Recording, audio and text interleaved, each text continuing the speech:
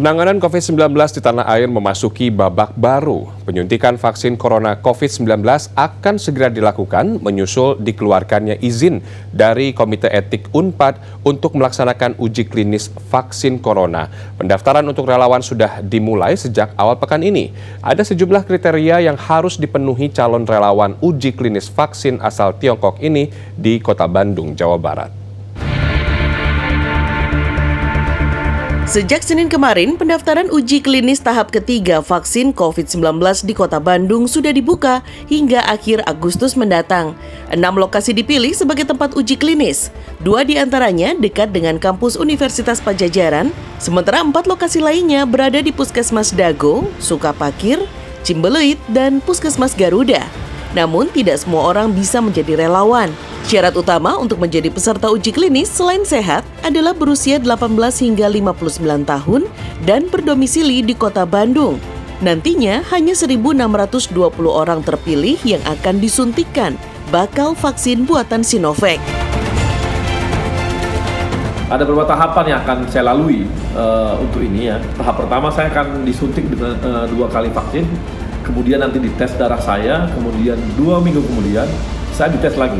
Akan lagi dipantau lagi selama hampir beberapa bulan untuk melihat apa saja yang bisa menyebabkan ke tubuh relawan, kemudian juga dilihat kekebalan yang ditimbulkan oleh vaksin terhadap virus corona.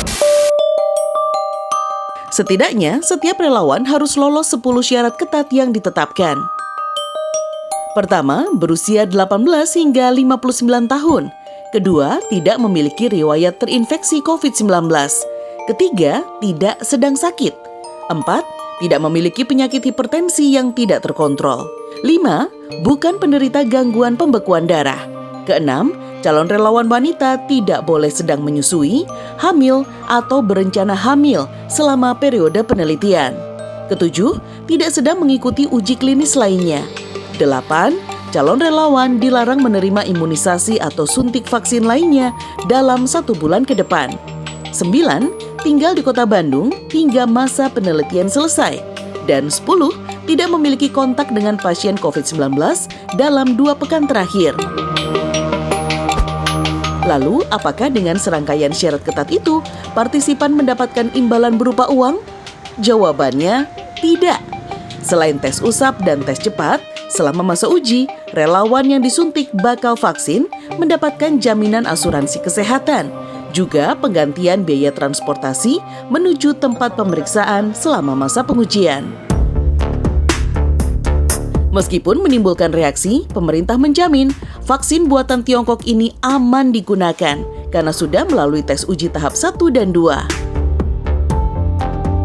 Yang saya lihat itu tidak timbul demam, tapi ada reaksi lokal berupa nyeri di tempat suntikan. Itu berkisar antara 20% sampai 25%. Yang lain-lainnya ada